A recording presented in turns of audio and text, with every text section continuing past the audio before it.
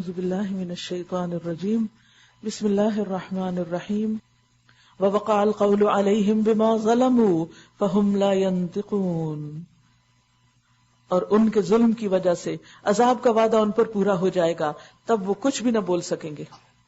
آج دنیا میں بڑے بڑے مفکر اور فلاسفرز اور قرآن کو مختلف طریقوں سے غلط ثابت کرنے والے اور بڑی بڑی باتیں اس کے خلاف بنانے والے، کل قیامت کے دن اللہ کے حضور ان کی بولتی بند ہو جائے گی، ایک لفظ نہ بول سکیں گے۔ آپ نے دیکھا ہوگا کچھ خود سو کالڈ مسلمز کے اندر ایسے لوگ موجود ہیں جو قرآن کی آیات کا مذاق اڑاتے ہیں، جو قرآن کی آیات کو آؤٹ ڈیٹڈ بتاتے ہیں، جو قرآن کے معنوں میں تبدیلی چاہتے ہیں۔ بھی کیا مجبوری ہے، کیا مجبوری ہے کہ تم ضرور اس کتاب کو مانو؟ تم ڈکلیئر کر دو ہم مانتے ہی نہیں، لیکن اگر مانتے ہو تو پھر لا ریب فیہ، اس میں کوئی شک نہیں، 100% ماننا ہوگا کہ جو اللہ نے کہا سب سچ کہا ہے، میری عقل میں آتا یا نہیں آتا، لیکن میں اس پر اعتراض نہیں کرتا کیونکہ میرا علم چھوٹا ہے، میری عقل چھوٹی ہے، اور اللہ کا علم یقیناً بڑا ہے، وہ جس نے آسمان و زمین بنائے۔ تو ہم سب کو اپنے رویوں پر غور کرنا چاہیے کہ ہم جھٹلانے کے کس درجے میں ہیں۔ نہیں سمجھ آتی، نہیں کسی وجہ سے عمل ہو رہا، توفیق مانگے اللہ سے، وتواصوا بالحق وتواصوا بالصبر کریں، لیکن ان آیات کو حقیر مت جانیں، ان کا مذاق نہ اڑائیں، ان کا انکار نہ کریں، ان پہ حجتیں نہ کریں، بحثیں نہ کریں، مذاق کا نشانہ نہ بنائیں، بے جگہ ان کو چسپاں نہ کریں۔ یہ جس مقصد کے لیے اتاری گئی ہیں، جو مطلب بتایا جا رہا ہے، اس کو ایز اٹ از لیں۔ فَهُمْ لَا يَنْطِقُونَ۔ پھر اللہ تعالیٰ کچھ دلائل دیتے ہیں۔ أَلَمْ يَرَوْا، کیا انہوں نے دیکھا نہیں، أَنَّا جَعَلْنَا اللَّيْلَ لِيَسْكُنُوا فِيهِ وَالنَّهَارَ مُبْصِرًا، کہ ہم نے رات کو ان کے لیے سکون حاصل کرنے کو بنایا اور دن کو روشن کیا۔ اس میں بہت سی نشانیاں ہیں ان لوگوں کے لیے جو ایمان لاتے ہیں۔ یعنی صرف دن اور رات کی تبدیلی ہی ایک بہت بڑی نشانی ہے۔ کس کی؟ اللہ کی قدرت کی، اللہ کے علم کی۔ اگر سارے جہان والوں میں طاقت ہے تو مل کے ذرا اس کو تبدیل تو کریں کہ دن کو رات تو بنا کے دکھائیں، یا رات کو دن تو بنائیں۔ ہاں، اپنے بیڈ رومز کے اندر رات بنا لیتے ہیں، لیکن باہر تو رات نہیں ہوتی، حقیقت تو وہی ہوتی ہے۔ تو بات یہ ہے کہ یہ اللہ کی طاقت کی علامتیں ہیں۔ اللہ کی طاقت کو جانتے اور مانتے ہوئے پھر ہمیں اس کے آگے جھک جانا چاہیے۔ وَيَوْمَ يُنفَخُ فِي الصُّورِ فَفَزِعَ مَن فِي السَّمَاوَاتِ وَمَن فِي الْأَرْضِ إِلَّا مَن شَاءَ اللَّهُ، اور کیا گزرے گی اس روز جبکہ سور پھونکا جائے گا اور ہال کھا جائیں گے، ڈر جائیں گے وہ سب جو آسمانوں اور زمین میں ہیں۔ آج جو سخت دل لوگ ڈرتے نہیں، پسیجتے نہیں، ٹوٹتے نہیں، کل وہ ٹوٹیں گے، سوائے ان لوگوں کے جنہیں اللہ اس ہال سے بچانا چاہے گا، اپنے خاص بندے جنہیں وہ اس خوف کی حالت میں بھی امن دے گا۔ اور سب کان دبائے اس کے حضور حاضر ہو جائیں گے۔ اس وقت کوئی بھی بڑی بڑی باتیں نہ کرے گا اور سر نہ اٹھا سکے گا۔ آج تو پہاڑوں کو دیکھتا ہے اور سمجھتا ہے کہ خوب جمے ہوئے ہیں، مگر اس وقت یہ بادلوں کی طرح اڑ رہے ہوں گے۔ یہ اللہ کی قدرت کا کرشمہ ہوگا۔ ذرا سوچئے تھوڑی دیر کے لیے، کسی بھی پہاڑ کو ذہن میں لائیے اور پھر دیکھیے کہ وہ اوپر اڑ رہا ہے اور بادل بن گیا ہے۔ آپ نے دیکھا ہوگا کہ جب پہاڑوں کو توڑتے ہیں تو بعض اوقات کتنا اس کے اندر سے گردہ اٹھتا ہے، اور وہ یوں لگتا ہے جیسے کبھی آپ نے ایٹم بم کی تصویر دیکھی ہوگی، کہیں کا ایٹم بم پھاڑا گیا، عموماً پہاڑوں کے اندر پھاڑے جاتے ہیں، تو اس کی وجہ سے پورے پورے پہاڑ جو ہے وہ اپنی جگہ سے اٹھ جاتے ہیں، اور وہ دھواں کہاں ہوتا ہے؟ آسمان پر۔ یوں لگتا ہے کہ جیسے کلاؤڈ ہو، کلاؤڈ آف ڈسٹ۔ تو قیامت کے دن کیا ہوگا؟ یہ پہاڑ اکھاڑ کے دھول بنا کے اللہ تعالیٰ ان کو اڑا دے گا اور وہ سارے ڈسٹ کلاؤڈ بن جائیں گے۔ یہ اللہ کی قدرت کا کرشمہ ہوگا۔ یہ اللہ اپنی طاقت کی نشانیاں کیوں دکھا رہا ہے؟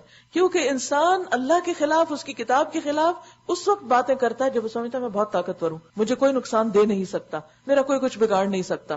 کسی کو اپنے قلم کی طاقت پر مان ہوتا ہے، اور کسی کو اپنے کمیونیکیشن کے ذرائع پر، کسی کو اپنی دولت پر، کسی کو اپنے انٹلیکٹ پر، کسی کو اپنے کسی ریسورس پر، کسی کو اپنے کسی بڑے پر۔ جب اللہ کے سوا انسان دوسروں کو طاقتور سمجھتا ہے اور ان کی وجہ سے کانفیڈنٹ بنتا ہے تو یہ کانفیڈنس بہت جلد شٹر ہو جانے والا ہے۔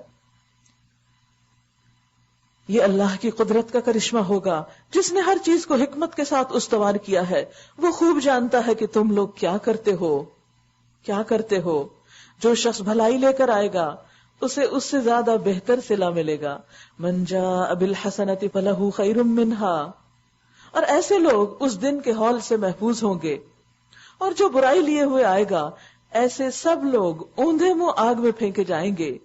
کیا تم لوگ اس کے سوا کوئی اور جزا پا سکتے ہو کہ جیسا کرو ویسا بھرو؟ انما امرت ان اعبد رب هذه البلدة الذي حرمها وله كل شيء وامرت ان اكون من المسلمين. اے محمد صلی اللہ علیہ وسلم، اے پیغمبر، ان سے کہہ دیجئے مجھے تو یہی حکم دیا گیا ہے. کیا پیغمبر کو کیا حکم ملا؟ کہ اس شہر کے رب کی بندگی کروں، اللہ کی بندگی کروں جس نے اسے حرم بنایا ہے، حرمت کی جگہ، امن کی جگہ، اور جو ہر چیز کا مالک ہے. مجھے حکم دیا گیا ہے کہ میں مسلم بن کر رہوں، یعنی سر تسلیم خم کر دوں، اللہ کے آگے، احکام کے آگے سر جھکا دوں، اور یہ قرآن پڑھ کر سناؤں. پیغمبر کو حکم دیا گیا تھا کہ قرآن پڑھ کر سنائیں. بہت سے لوگ آج یہ دلیل پیش کرتے ہیں کہ اللہ تعالیٰ نے تو قرآن کو بہت آسان کر دیا ہے، لہٰذا کسی سے سننے کی کیا ضرورت ہے. ہو سکتا ہے آپ میں سے بھی کسی کو روکا گیا ہو کہ خود کیوں نہیں پڑھ لیتے، اتنا آسان ہے، کوئی ٹرانسلیشن اٹھاؤ اور پڑھ لو. لیکن بات یہ ہے کہ جتنا چاہیں پڑھ لیں، چاہے عربی پڑھ لیں، چاہے ترجمے پڑھ لیں، چاہے تفسیریں پڑھ لیں، لیکن قرآن کا ایک مزاج ہے، اور وہ مزاج کیا ہے کہ یہ سنانے سے اور سننے سے زیادہ سمجھ آتا ہے، کیونکہ یہ کلام ہے. بک ریڈنگ سے زیادہ سمجھ نہیں آتا جب تک کہ اس کو پڑھایا نہ جائے. اور اگر پڑھنا پڑھانا ایک بیکار عمل تھا تو حدیث میں کیوں کہا گیا کہ خیرکم من تعلم القرآن وعلمہ، کہ بہترین ہے تم میں وہ لوگ جو قرآن سیکھیں اور سکھائیں. گویا اس کا سیکھنا اور سکھانا بھی ذمہ داری ہے مسلمانوں کی، اور اول روز سے یہ بات ہوتی چلی آئی. پیغمبر نے سکھایا، بعد میں صحابہ نے سکھایا، ایک جنریشن نے دوسرے کو سکھا کر علم کو آگے پاس کیا. یہ کسی کتاب کی شکل میں نہیں اترا تھا کہ لوگوں کو کتاب بانٹ دی جاتی کہ جاؤ خود ہی بیٹھ کے ریڈنگ کر لو. حالانکہ وہ اہل عرب تھے، اہل زبان تھے. اور کیوں پھر قرآن کے اکٹھا بیٹھ کے پڑھنے کی برکتیں اور اس پر رحمتوں کے وعدے ہیں، اگر یہ کام بیکار کام تھا، بے مقصد کام تھا. لہذا ہم ہر چیز میں صرف لفظی دلائل لے لیتے ہیں، صرف اپنی عقل کی رہنمائی میں بات کرتے ہیں، یا اپنی خواہشات کی رہنمائی میں ہم دین کے معاملات میں فیصلے کرتے ہیں. تو پیغمبر کو کیا حکم دیا گیا؟ وَأَنْ أَتْلُوَ الْقُرْآنَ فَمَنِ اهْتَدَى فَإِنَّمَا يَهْتَدِي لِنَفْسِهِ. جو ہدایت اختیار کرے گا اپنے ہی بھلے کے لیے اختیار کرے گا، اور جو گمراہ ہو اس سے کہہ دو کہ میں تو بس خبردار کر دینے والا ہوں.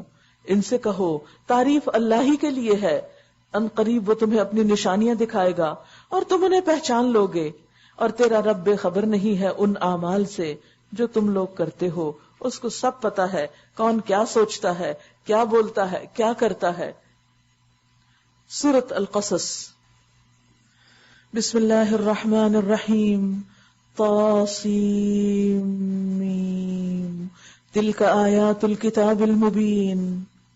طاسیم میم، یہ کتاب مبین کی آیات ہیں، ایسی کتاب جس نے ہر بات کو کھول کے بیان کر دیا.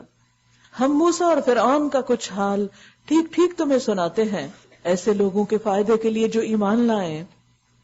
واقعہ یہ ہے کہ فرعون نے زمین میں سرکشی کی اور اس کے باشندوں کو گروہوں میں تقسیم کر دیا. ان میں سے ایک گروہ کو وہ ذلیل کرتا تھا، اس کے لڑکوں کو قتل کرتا، بنی اسرائیل، اور اس کی لڑکیوں کو جیتا رہنے دیتا تھا. فی الواقع وہ مفسد لوگوں میں سے تھا. تو فرعون کی پالیسی کیا تھی؟ ڈیوائڈ اینڈ رول، کہ لوگوں کو آپس میں لڑائے رکھو اور خود اپنی مرضی کی حکومت کرتے رہو. اور ہم یہ ارادہ رکھتے تھے کہ مہربانی کریں ان لوگوں پر جو زمین میں ذلیل کر کے رکھے گئے تھے، یعنی بنی اسرائیل پر. اللہ اپنی رحمتیں کرنا چاہتا تھا، اور انہیں پیشوا بنا دیں، یعنی انہیں دنیا میں قیادت اور رہنمائی کا کام دیں اور مقام دیں، اور انہیں کو وارث بنائیں، یعنی زمین کی وراثت بخشیں کہ وہ حکمران اور فرما رواں ہوں، اور زمین میں ان کو اقتدار بخشیں، اور ان سے فرعون اور حامان اور ان کے لشکروں کو وہی کچھ دکھلا دیں جس کا انہیں ڈر تھا، یعنی تباہ کر دیں. وَأَوْحَيْنَا إِلَىٰ أُمِّ مُوسَىٰ أَنْ أَرْضِعِيهِ۔ اس کام کے لیے اللہ نے کیسی تدبیر کی؟ آغاز کہاں سے ہوتا ہے کہ اللہ نے ایک پیغمبر اٹھایا موسیٰ علیہ السلام کی شکل میں، اور غیر معمولی طریقوں سے ان کی تعلیم و تربیت کا انتظام کیا۔ تو بات یہ ہے کہ اللہ سبحانہ وتعالیٰ اپنے ارادوں کی تکمیل کیسے کرتا ہے، اس قصے میں بے شمار سبق ہیں۔ بعض اوقات ہم چیزوں کو صرف ظاہری نظر سے دیکھتے ہیں اور 2 اور 2 4 نتیجہ نکال کے مطمئن ہو جاتے ہیں کہ 2 اور 2 4 ہی تو ہوتے ہیں، یہ چیز ہوئی تو اس کا مطلب ہے کہ اس کا نتیجہ یہ ہوگا اور بات ختم۔ بات یہاں ختم نہیں ہوتی۔ اللہ خفیہ تدبیروں سے، لطیف طریقوں سے، غیر محسوس اور غیر معلوم طریقوں سے اپنا کام کر جاتا ہے، اور وہ سب کچھ ہماری آنکھوں کے سامنے ہوتا ہے اور ہمیں سمجھ ہی نہیں آتی، ہم اس کی حقیقت کو نہیں پہنچ سکتے کہ یہ ہو کیا رہا ہے۔ اور اس میں بہت بڑی مثال ہے اس چیز کی، یا بہت بڑا سبق اور عبرت ہے کہ انسان کسی بھی حال میں مایوس نہ ہو۔ دنیا میں کسی کی طاقت اللہ کی طاقت کے مقابلے میں بڑی نہیں، اور جب اللہ کسی کی طاقت کو ختم کرنا چاہتا ہے تو پھر کسی پسماندہ قوم کو بھی اٹھا سکتا ہے، اور سخت ترین حالات میں بھی کسی کو بچا سکتا ہے۔ تو دیکھتے ہیں کہ کیا ہوا۔ موسیٰ علیہ السلام پیدا ہوتے ہیں، بہت ہی سخت دور ہے بنی اسرائیل پر، وہ وقت جب کہ ان کے بیٹوں کو ذبح کر دیا جاتا تھا کہ وہ اپنی نسلوں کی حفاظت بھی نہیں کر سکتے تھے۔ اتنی مشکل، اتنی بڑی آزمائش جس کو اللہ سبحانہ وتعالیٰ وَفِي ذَلِكُمْ بَلَاءٌ مِّن رَبِّكُمْ عَظِيمٌ کہتے ہیں۔ اب ہوتا کیا ہے، اللہ تعالیٰ کس طرح موسیٰ علیہ السلام کو بچاتے ہیں اور کس طرح ان کو پروان چڑھاتے ہیں۔ ہم نے موسیٰ علیہ السلام کی ماں کو اشارہ کیا کہ اس کو دودھ پلا، پھر جب تجھے اس کی جان کا خطرہ ہو تو دریا میں ڈال دے، اور کچھ خوف اور غم نہ کر، ولا تخافی ولا تحزنی، بس اللہ کا حکم مانو۔ شاید ان کو خواب میں یہ دکھایا گیا، ان کی والدہ کو یہ خواب آیا، کیونکہ اللہ تعالیٰ بعض اوقات اس طرح کے اشارے کرتے ہیں کہ جو لوگ اللہ کے لیے مخلص ہوتے ہیں ان کو اللہ کا حکم سمجھ آ جاتا ہے۔ جن کو اللہ سے محبت ہوتی ہے ان کو ظاہر آیات بھی سمجھ آتی ہیں اور کائنات میں پھیلی ہوئی آیات بھی سمجھ آتی ہیں۔ اپنے آپ کو رکھیے اس جگہ پر، اگر آپ کو کوئی ایسا حکم ملے کہ اپنے بچے کو کہیں چھوڑ دو اور وہ بھی دودھ پیتا بچہ، تو آپ کیا کریں گے؟ کتنی تعویلیں لائیں گے، کتنی دلیلیں لائیں گے؟ لیکن اللہ سبحانہ وتعالیٰ نے ان کے دل میں ڈال دی یہ بات، اور کچھ خوف اور غم نہ کر، ہم اسے تیرے ہی پاس واپس لے آئیں گے اور اس کو پیغمبروں میں شامل کریں گے، کیونکہ اللہ تعالیٰ نے ان کو چننا تھا، اس لیے اس آزمائش سے گزارنا تھا۔ آخر کار فرعون کے گھر والوں نے اسے دریا سے نکال لیا تاکہ وہ ان کا دشمن اور ان کے لیے سبب رنج بنے۔ تربیت بھی کہاں کروائی، پالنے کے لیے بھیجا بھی کہاں؟ دشمن کے گھر۔ ان فرعون وہامان وجنودہما کانوا خاطئین، واقعی فرعون اور حامان اور ان کے لشکر اپنی تدبیر میں بڑے غلط تھے، بہت بڑے مفسد تھے، لیکن ان کا انجام کیا ہوتا ہے؟ فرعون جو خود کو خدا کہتا، حامان جو اس کا وزیر تھا، اور پھر آگے قارون کا واقعہ بھی آئے گا۔ یہ سب مصر میں اس وقت فساد کے سرغنہ تھے اور اپنے آپ کو بڑی چیز سمجھتے تھے، اور وہ بنی اسرائیل کے خلاف طرح طرح کی سازشیں کرتے، چالیں چلتے اور ان کو اذیتوں میں مبتلا کرتے۔ تو اللہ نے بنی اسرائیل کی قسمت کس طرح پلٹی؟ ہوا یوں کہ فرعون کی بیوی نے اس سے کہا، یہ میرے اور تیرے لیے آنکھوں کی ٹھنڈک ہے، اسے قتل نہ کرو۔ یعنی جب بچہ باہر نکال لیا گیا، فرعون کے سامنے لایا گیا کہ اس کو ہم اپنے پاس رکھیں گے، کیونکہ کہا جاتا ہے کہ فرعون کی بیوی کی اولاد نہیں تھی، تو اس نے کہا کہ اتنا پیارا بچہ ہے، اس کو ہم اڈاپٹ کر لیتے ہیں، میری اور تمہاری آنکھوں کی ٹھنڈک ہوگی۔ تو روایات میں آتا ہے کہ فرعون نے کہا تھا کہ تمہاری ہوگی، میری نہیں، شاید اس لیے کہ عورت اور مرد کے مزاج میں فرق ہوتا ہے۔ اولاد زیادہ تر ماں کی آنکھوں کی ٹھنڈک ہوتی ہے، ماں کا دل زیادہ اس میں ہوتا ہے۔ باپ بھی پیار کرتا ہے لیکن باپ کا پیار مختلف طرح کا ہوتا ہے۔ تو فرعون نے تو یہ ایک جملہ مرد اور عورت کے فرق کے حوالے سے شاید کہا ہو، لیکن آگے جا کر وہ بات سچ ہی نکلی. بات یہ کہ ہمیشہ منہ سے خیر کے کلمے نکالنے چاہیے. جب کوئی آپ کے ساتھ بات کر رہا ہو اور کوئی ایسی چیز کر رہا ہو کہ جس میں کوئی خیر کی بات ہے تو نہ کہا کرے، آگے سے نہ نہیں کہنا چاہیے. مثلا اگر کوئی آپ کو اللہ کی بات سنائے کہ اچھا یہ کر لو، تو یہ نہیں کہ نہیں مجھے نہیں کرنا. ضد میں بھی، کسی کی چڑ میں بھی نہ کہا کرے. پھر اسی طرح بعض لوگوں کو اگر کوئی کہتا ہے نا جزاک اللہ، تو کہتے ہیں نہیں بھی جزاک اللہ خیرن کا مطلب ہوتا ہے اللہ تمہیں بہترین جزا دے، اور ہم جواب دے رہے ہیں نہیں بالکل نہیں. تو اس وقت آمین کہنا چاہیے یا و ایاک کہنا چاہیے، یعنی یہ نہیں کہنا چاہیے کہ نہیں.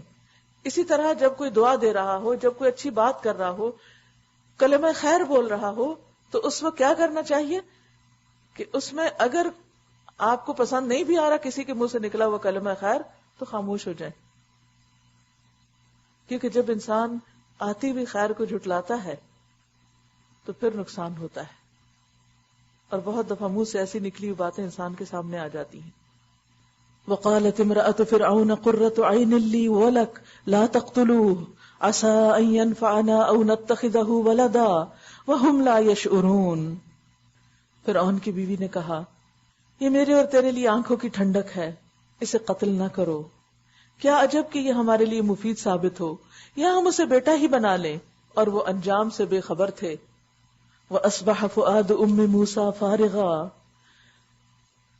ادھر موسیٰ کی ماں کا دل اڑا جا رہا تھا. ظاہر ماں تھی، بیٹے کو الگ کرنا انتہائی مشکل قدم ہوتا ہے، انتہائی مشکل کام. وہ اس کا راز فاش کر بیٹھتی اگر ہم اس کی ڈھارس نہ بندھا دیتے تاکہ وہ ہمارے وعدے پر ایمان لانے والوں میں سے ہو.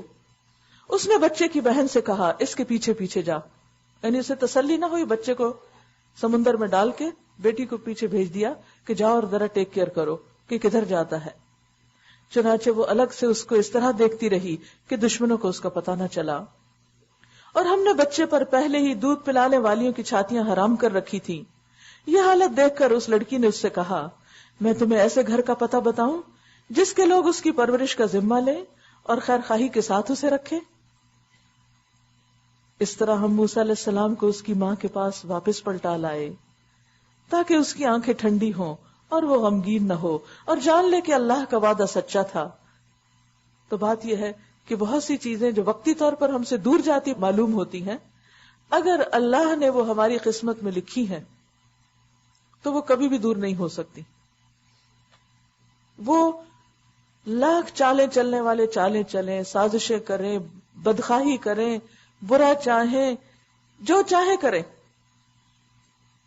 حتیٰ کہ رزق کا وہ لقمہ جو ہمیں پہنچنا ہے وہ ہم تک خود پہنچ جائے گا، چاہے ہم اس سے بھاگ ہی رہے ہوں، وہ ہمارے پیچھے آ جائے گا. تو یہ ایک حقیقت ہے کہ اصل حکم اور اصل فیصلہ اللہ کا ہوتا ہے، لیکن ہمیں اس کی طاقت کا یقین نہیں ہوتا. ہم اللہ سے بڑھ کر خود اپنی طاقت پر زیادہ یقین رکھتے. اب آپ دیکھیں کہ ایک تھا کہ موسیٰ کی والدہ اپنے رب کا حکم مانتی اور ایک تھا کہ نہ مانتی. نہ مانتی تو موسیٰ علیہ السلام اس مقام پہ نہ پہنچتے جہاں وہ پہنچے، اور ماننے میں انتہائی مشکل تھی. لیکن کیا ہوا؟ ماننے کے بعد ان کا دل اڑ گیا. اصبح فؤاد ام موسیٰ فارغا، لیکن اللہ تعالیٰ پھر جلد واپس پلٹا لائے. مگر اکثر لوگ اس بات کو نہیں جانتے، لہذا وہ اس تکلیف کے وقت کو صبر سے گزار نہیں سکتے. جب موسیٰ علیہ السلام اپنی پوری جوانی کو پہنچ گئے اور اس کا نشو و نما مکمل ہو گیا تو ہم نے اسے حکم اور علم عطا کیا. حکم کیا؟ حکمت، دانائی، فہم و فراست، قوت فیصلہ. اور علم سے مراد دینی اور دنیاوی دونوں علوم. وہ کہاں پل رہے تھے، کہاں رہ رہے تھے؟ فرعون کے گھر. اور وہاں جو کچھ بھی آپ دیکھیں کہ جو شاہی ادب آداب ہوتے ہیں یا جو تعلیم و تعلم کے سلسلے ہوتے ہیں یا جو دنیاوی علوم ہوتے ہیں وہ اپنی پیک پہ ہوتے ہیں. وہاں پر انہوں نے وہ سب کچھ وہاں سے سیکھ لیا، اور اس کے ساتھ ساتھ اللہ نے ان کو حکمت بھی عطا کی. وَكَذَلِكَ نَجْزِي الْمُحْسِنِينَ، محسنین کو ہم یہی جزا دیتے ہیں، یہی بدلہ دیتے ہیں. اور محسن کون ہوتا ہے؟ جو برائی کے بدلے میں بھلائی کرے. ایک روز وہ شہر میں ایسے وقت میں داخل ہوا جبکہ اہل شہر غفلت میں تھے. موسیٰ علیہ السلام شہر میں جا رہے تھے اور اپنے کسی کام سے جا رہے تھے. ان کے خیال میں بھی نہیں تھا کہ آگے کیا سچویشن پیش آتی. آپ نے دیکھا ہوگا بہت سے لوگ اپنے گھروں سے نکلتے ہیں اور نہیں پتا ہوتا کہ آگے کیا ہوگا, آج دن کیسا ہوگا, کوئی ایکسیڈنٹ میٹ کریں گے یا کسی انسان کے ساتھ ٹکراؤ ہوگا یا کہیں مال کھو جائے گا یا کچھ ہوگا. تو موسیٰ علیہ السلام بھی اسی طرح ایز یوزول گھر سے نکلے. وہاں اس نے دیکھا کہ 2 آدمی لڑ رہے ہیں. ایک اس کی اپنی قوم کا تھا یعنی بنی اسرائیل کا, اور دوسرا اس کی دشمن قوم سے تعلق رکھتا تھا. اس کی قوم کے آدمی نے دشمن قوم والے کے خلاف اسے مدد کے لیے پکارا. موسیٰ علیہ السلام نے اس کو ایک گھونسا مارا اور اس کا کام تمام کر دیا. یہ حرکت سرزد ہوتے ہی موسیٰ علیہ السلام نے کہا یہ شیطان کی کار فرمائی ہے. یہ کیا ہو گیا؟ کیونکہ انہوں نے قتل کرنے کے ارادے سے گھونسا نہیں مارا تھا. ظاہر ایک مکے سے کوئی مرتا بھی کہاں ہے, لیکن وہ لگا ایسی جگہ کہ اس شخص کی موت واقع ہو گئی. اس وقت وہ شرمندہ ہوئے اور کہنے لگے کہ یہ عمل شیطان ہے. وہ سخت دشمن اور کھلا گمراہ کن دشمن ہے. پھر وہ کہنے لگا رب انی ظلمت نفسی فاغفر لی فغفر لہ, اے میرے رب میں نے اپنے نفس پر ظلم کر ڈالا, میری مغفرت فرما دے. چنانچہ اللہ نے اس کی مغفرت فرما دی, بے شک وہ غفور الرحیم ہے. قال رب بما انعمت علی فلن اکون ظہیرا للمجرمین. اب آپ دیکھیے یہ فرق ہوتا ہے ایک اللہ والے میں اور ایک دوسرے میں. اگر یہاں کوئی اور ہوتا تو وہ جسٹیفیکیشن تلاش کرتا کہ میرا تو کوئی ارادہ نہیں تھا اور میں نے کوئی جان بوجھ کے تھوڑی مارا, اور وہ بھی تو اتنا ظلم کر رہا تھا, میرا فرض تھا کہ میں روکتا, لہٰذا اب ہو گیا تو میں کیا کروں. نہیں, خطا بھی ہو گئی تو بھی اس پر فوراً کہا رب انی ظلمت نفسی, اللہ میرا قصور. اور ایک دوسری طرح کے لوگ ہوتے ہیں کہ غلطی پر غلطی کرتے ہیں لیکن ہر غلطی پر اصرار کرتے ہیں اور جم جاتے ہیں اور کبھی بھی اس پر توبہ نہیں کرتے یا سوری نہیں کرتے. قال رب بما انعمت علی, پھر انعامات کس پر ہوتے ہیں, احسانات کس پر ہوتے ہیں, اسی پر جو اپنے قصور کا اعتراف کرتا ہے. موسیٰ نے عہد کیا اے میرے رب یہ احسان جو تو نے مجھ پہ کیا کون سا کہ معاف کر دیا, اس کے بعد اب میں کبھی مجرموں کا مددگار نہیں بنوں گا, آج کے بعد میں یہ غلطی کبھی بھی نہیں کروں گا. لیکن پھر کیا ہوا, امتحان ہوتا ہے نا, ٹیسٹ ہوتا ہے کہ ہم جو وعدہ کر رہے ہیں کیا پورا بھی کریں گے.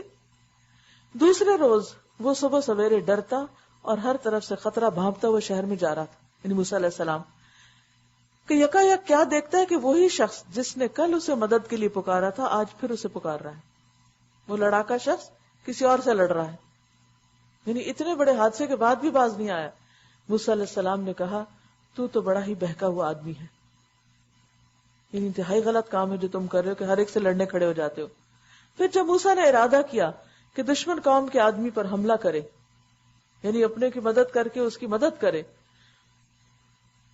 تو وہ پکار اٹھا اے موسیٰ کیا آج تو مجھے اسی طرح قتل کرنے لگا ہے جس طرح کل ایک شخص کو قتل کر چکا ہے. یعنی اب یہی شخص, کیونکہ اسی کو پتا تھا, کیونکہ یہی سامنے تھا, یہی گواہ تھا, اس نے کیا کیا, لڑنے کے ساتھ ساتھ موسیٰ علیہ السلام کا راز بھی کھول دیا. اب سب کو پتا چل گیا کہ قاتل کون تھا.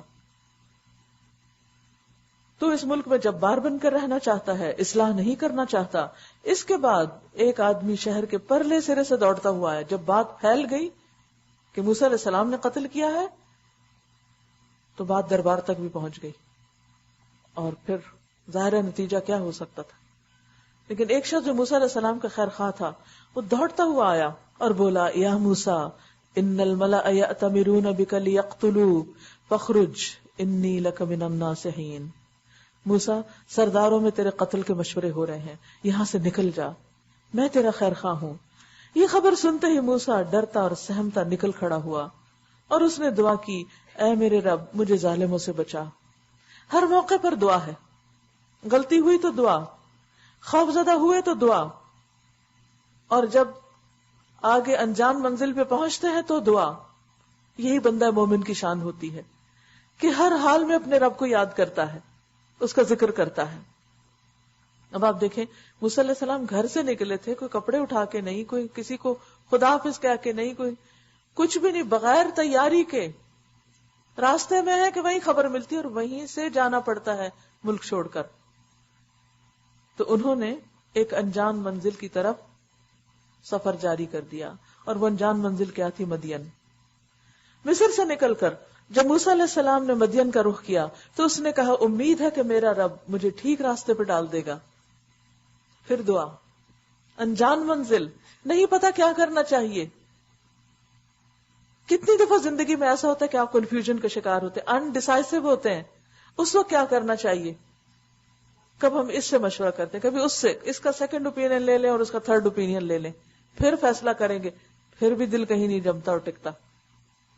تو ایسے میں یہی دعا پڑھنی چاہیے, عسیٰ ربی ان یہدینی سواء السبیل, مجھے امید ہے میرا رب مجھے سیدھا راستہ دکھا دے گا, کہ میں رب پر توکل کرتا ہوں, بندوں پر نہیں.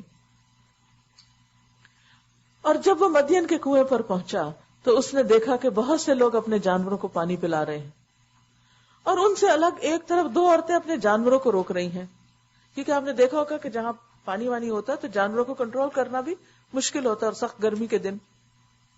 قال ما خطبکما, کہا تمہارا کیا معاملہ ہے؟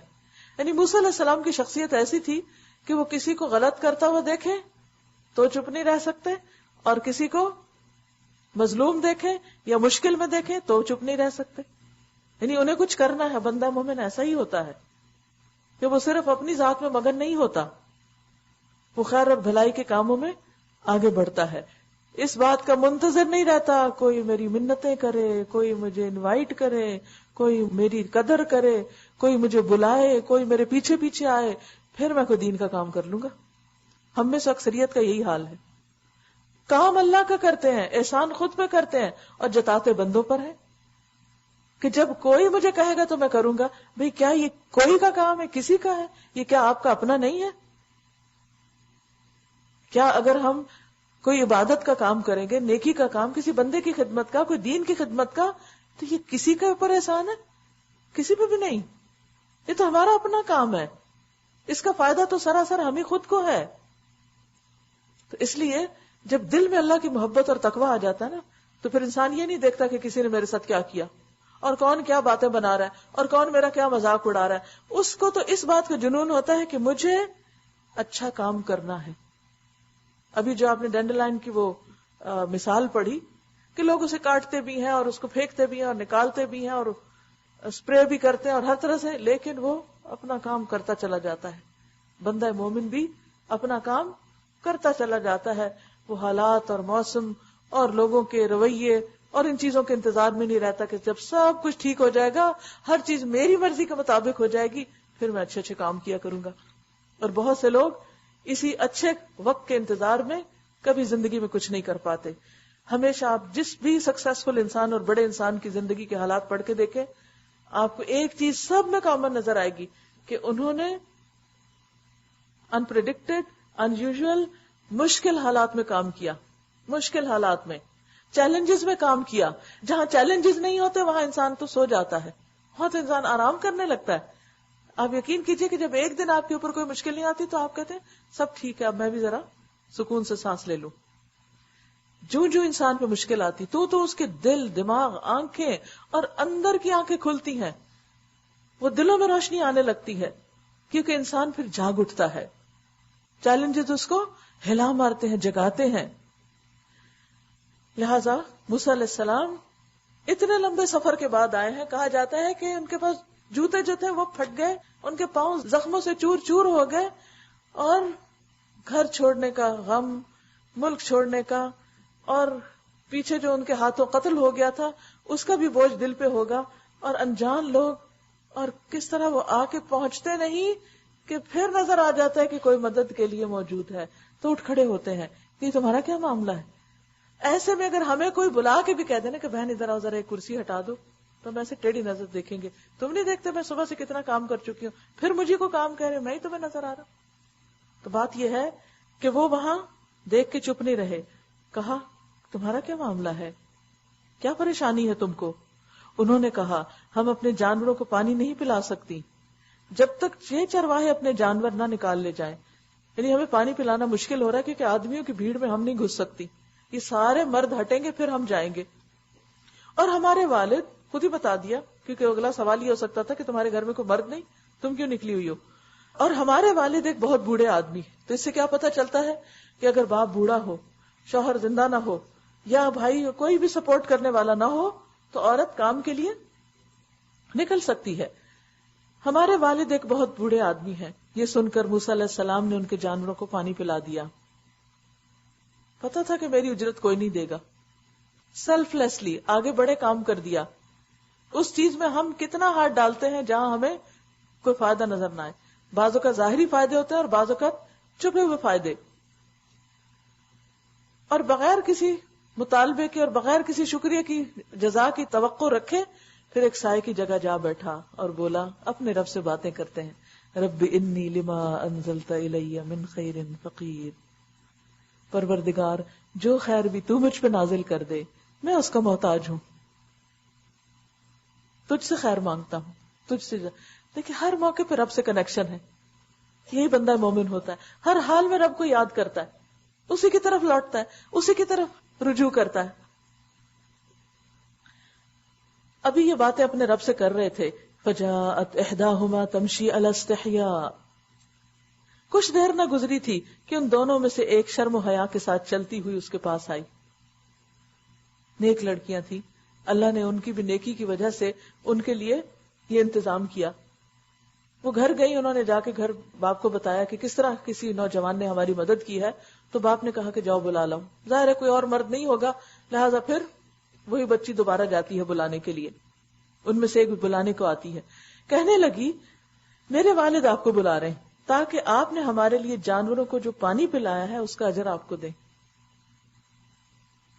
موسیٰ علیہ السلام جب اس کے پاس پہنچے اور اپنا سارا قصہ اسے سنایا تو اس نے کہا کچھ خوف نہ کرو، اب تم ظالم لوگوں سے بچ نکلے ہو.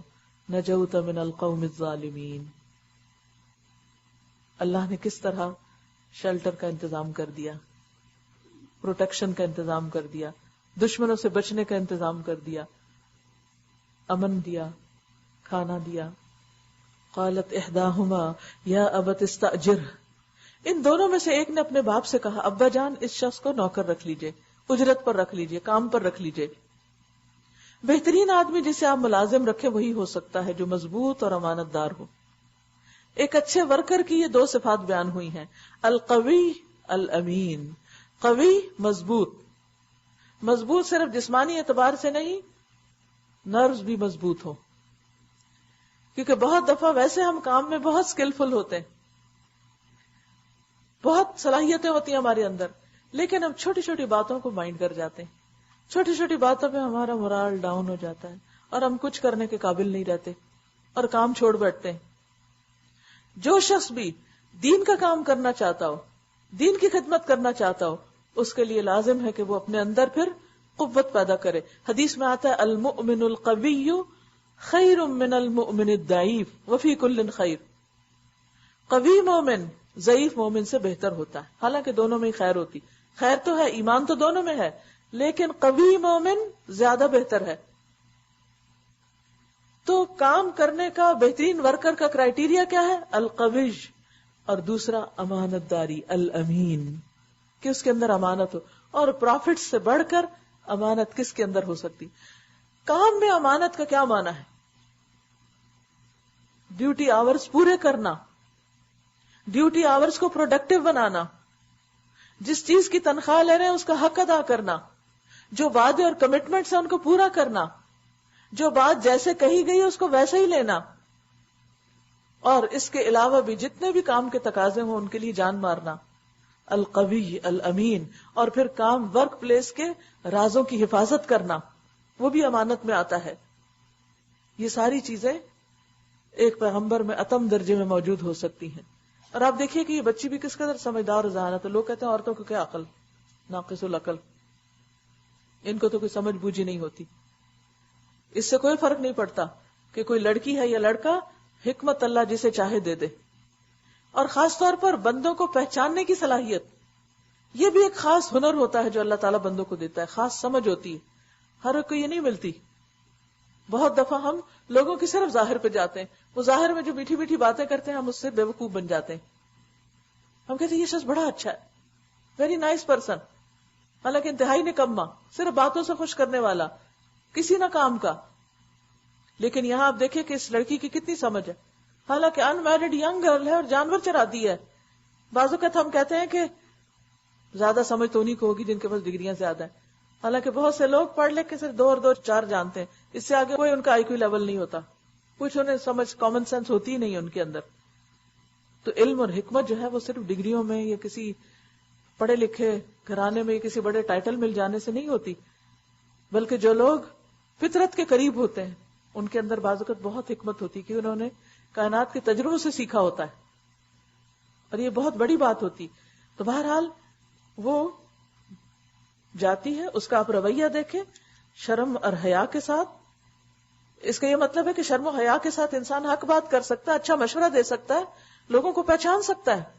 شرم و حیا آپ کے عقل پہ پردہ نہیں ڈالتی، کیونکہ بہت سے لوگ یہ سوچتے ہیں نا کہ اگر ہم ذرا ماڈسٹ ہو گئے یا ماڈسٹی والا لباس ہوا ہمارا تو پھر تو ہم ڈم ہو جائیں گے اور ہمیں تو کچھ بات بھی کرنی نہیں آئے گی، اور ہم شاید اسلام یہ چاہتا ہے کہ ہم اپنی عقل پہ، آنکھوں پہ، کانوں پہ، ہر چیز پہ پردہ ڈال لیں. ایسا نہیں چاہتا اسلام.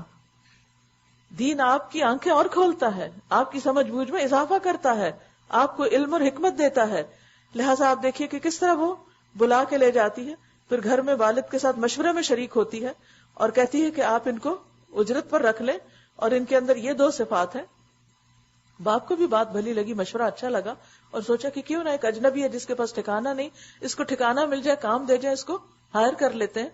لیکن ایک جوان لڑکے کا 2 لڑکیوں کے درمیان گھر میں رہنا اور ہمارا کام کرنا کچھ اسلامی اخلاقی لحاظ سے درست نہیں، ایسا نہیں ہونا چاہیے. تو کیوں نہ اس کو داماد بنا لیا جائے، بیٹی کی شادی سے کر لی جائے، اور یہ بہت اچھا فیصلہ تھا. اب دیکھیے کہ ہمارے ہاں بعض اوقات لوگ شریعت پر عمل کرنا بیکورڈنس سمجھتے ہیں اور حرام طریقوں پہ چلتے رہنے کو ماڈسٹی سمجھتے ہیں. ویلیوز ہی بدل گئی. آپ دیکھیں کہ اگر کسی کی مدد کرنا بھی ہو تو اس میں ضرور دیکھیے کہ حلال اور جائز طریقہ کیا ہے. ایسا نہ ہو کہ مدد اور خدمت کرتے کرتے انسان کسی فتنے کا شکار ہو جائے اور کسی حرام راستے پہ چل پڑے، کیونکہ شیطان تو ہر وقت انسان کے جسم میں خون کی طرح دوڑتا ہے، اندر باہر سے حملہ آور ہوتا ہے. تو اس لیے طریقہ وہی درست ہے جو اللہ نے بتایا. تو اس کے باپ نے موسیٰ علیہ السلام سے کہا، میں چاہتا ہوں اپنی ان 2 بیٹیوں میں سے ایک کا نکاح تمہارے ساتھ کر دوں. اس سے یہ بھی پتہ چلتا ہے کہ اگر کوئی لڑکا پسند ہو تو لڑکی والے بھی پروپوزل بھیج سکتے ہیں کہ ہمیں آپ کا بیٹا بہت اچھا لگتا ہے، ہم اسے اپنا بیٹا بنانا چاہتے ہیں. جیسے لڑکے والے کہتے ہیں کہ ہم آپ کی بیٹی کو اپنی بیٹی بنانا چاہتے ہیں اور اس میں کوئی حرج نہیں. یہ تو صرف ہمارا کلچر اور بنی ہوئی باتیں ہیں کہ صرف لڑکے والے ہی پروپوزل لائیں تو بات آگے بڑھے گی، ورنہ نہیں. بعض اوقات ہو سکتا ہے لڑکے والوں کو خیال ہی نہ ہو، تو ایسی صورت میں لڑکی والے بھی پروپوزل بھیج سکتے ہیں اور اس میں کوئی برائی نہیں. تو باپ نے خود ہی کہا کہ میں بیٹیوں میں سے ایک کا نکاح تمہارے ساتھ کرنا چاہتا ہوں، بشرطے کہ تم 8 سال تک میرے ہاں ملازمت کرو. اس سے یہ بھی پتا چلتا ہے کہ نکاح کے موقع پر شرائط رکھی جا سکتی ہیں، اور اگر 10 سال پورے کر دو تو یہ تمہاری مرضی ہے، آپشنل ہے. میں تم پر سختی کرنا نہیں چاہتا، یعنی زبردستی نہیں کہوں گا کہ تم ایسا ضرور کرو، تم انشاءاللہ مجھے نیک آدمی پاؤ گے. موسیٰ علیہ السلام نے جواب دیا، یہ بات میرے اور آپ کے درمیان طے ہو گئی، یہ بات میرے اور آپ کے درمیان طے ہو گئی. اور کوئی شاید وہاں گواہ نہیں تھا، یعنی اللہ ہی گواہ تھا. ان دونوں مدتوں میں سے جو بھی میں پوری کر دوں اس کے بعد پھر کوئی زیادتی مجھ پر نہ ہو، یعنی پھر مزید مطالبے نہ ہو. اور جو کچھ قول و قرار ہم کر رہے ہیں اللہ اس پر نگہبان ہے. واللہ علی ما نقول وکیل. فلما قضى موسى الاجل وسار باهله آنس من جانب الطور نارا. جب موسیٰ علیہ السلام نے مدت پوری کر دی اور وہ اپنے اہل و عیال کو لے کر چلے تو طور کی جانب اس کو ایک آگ نظر آئی. کہتے ہیں کہ اس وقت موسیٰ علیہ السلام، ان کی یہی اہلیہ اور 2 بچے تھے تورات کے بیان کے مطابق. یہ واپس مصر جانے کا سفر طے کر رہے ہیں، کیونکہ مصر کے قانون میں یہ تھا کہ اگر قاتل 10 سال کے بعد واپس آئے یا 10 سال تک وہ چھپا رہے تو اس کے بعد اس کو کچھ نہیں کہا جائے گا. تو اب یہ واپس جا رہے ہیں کیونکہ اصل وطن تو وہی تھا. تو راستے میں اللہ سبحانہ وتعالی اب ان کو پیغمبری سے نوازتے ہیں. وہ کہتے ہیں ٹھہرو میں نے ایک آگ دیکھی ہے، شاید میں وہاں سے کوئی خبر لے آؤں. یہ نہیں کہا اچھا میں بیٹھا ہوں، بیوی کو کہ جاؤ تم جاؤ لے آؤ کوئی آگ واگ ڈھونڈ کے، یا اس آگ سے کوئی انگارہ ہی اٹھا لاؤں جس سے تم تاپ سکو. یعنی سفر کے دوران مرد کو امیر ہونا چاہیے اور اسے اپنے گھر والوں کی خدمت کرنی چاہیے. وہاں پہنچا تو وادی کے داہنے کنارے پر مبارک خطے میں ایک درخت سے پکارا گیا، یعنی اس خطے میں جو نور سے روشن ہو رہا تھا. اے موسیٰ، اللہ تعالیٰ کی آواز آتی ہے، میں ہی اللہ ہوں. یا موسیٰ انی انا اللہ رب العالمین، سارے جہان والوں کا مالک. کیا حال ہوا ہوگا موسیٰ علیہ السلام کا. اسی لیے کہتے ہیں نا لینے گئے تھے آگ مل گئی پیغمبری. آپ کو نہیں پتا ہوتا کہ آپ کس کام کو جا رہے ہیں اور راستے میں آپ کو کیا مل جائے، کون سی نعمت اللہ آپ کو دے دے. جب وہ مصر سے مدین جا رہے تھے تو کیا حال تھا، کس خوف میں اور کس مشکل میں، اور صرف اللہ کے بھروسے پر. اور جب واپس آ رہے ہیں تو بیوی بچوں کے ساتھ آ رہے ہیں اور ساتھ نبوت بھی مل رہی ہے. وقت ایک جیسا نہیں رہتا، حالات ایک جیسے نہیں رہتے. اگر آج تکلیف ہے، آج پریشانی ہے، تو کل یہ سب کچھ بدل بھی جائے گا. شرط یہ کہ ہر حال میں اللہ کو پکارتے رہیں. عسیٰ ان یہدینی ربی سواء السبیل ربی انی لما انزلت الی من خیر فقیر. لیکن ان دو چیزوں کے مانگنے سے پہلے ربی انی ظلمت نفسی فاغفر لی، کیونکہ استغفار خیر و برکت اور بھلائی کے دروازے کھول دیتا ہے.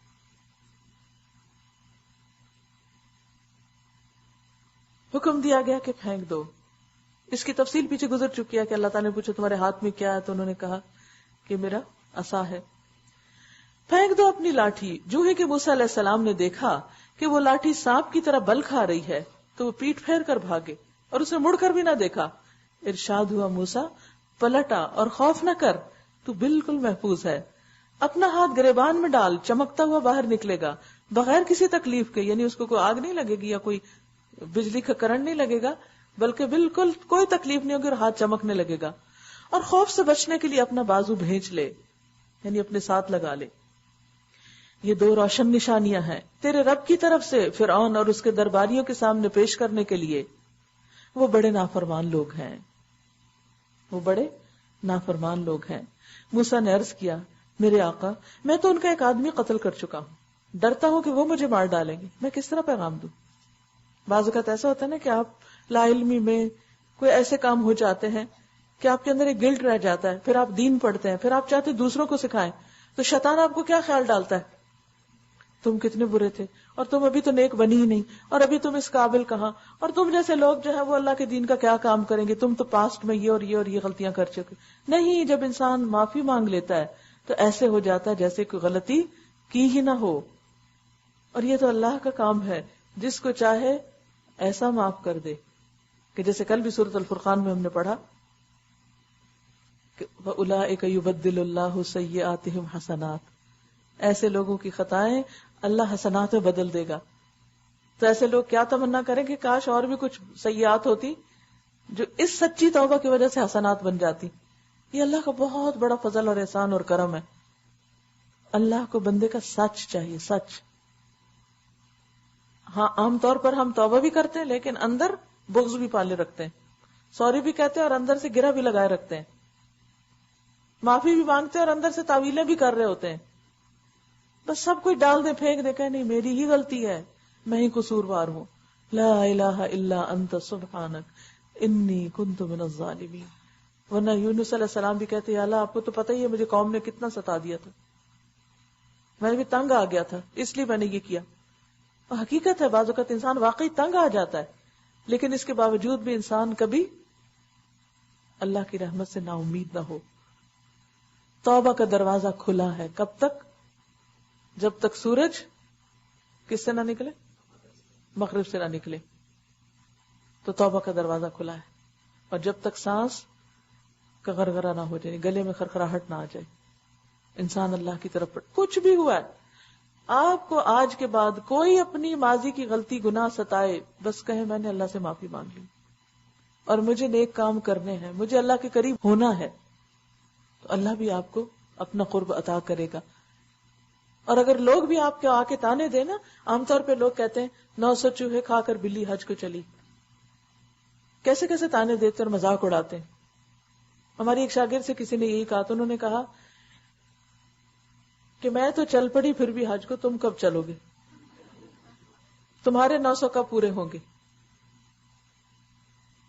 توبہ کو دیر نہیں کرنی چاہیے، کوئی پتہ نہیں آخری دن ہو زندگی کا، اگلے لمحے کیا ہو.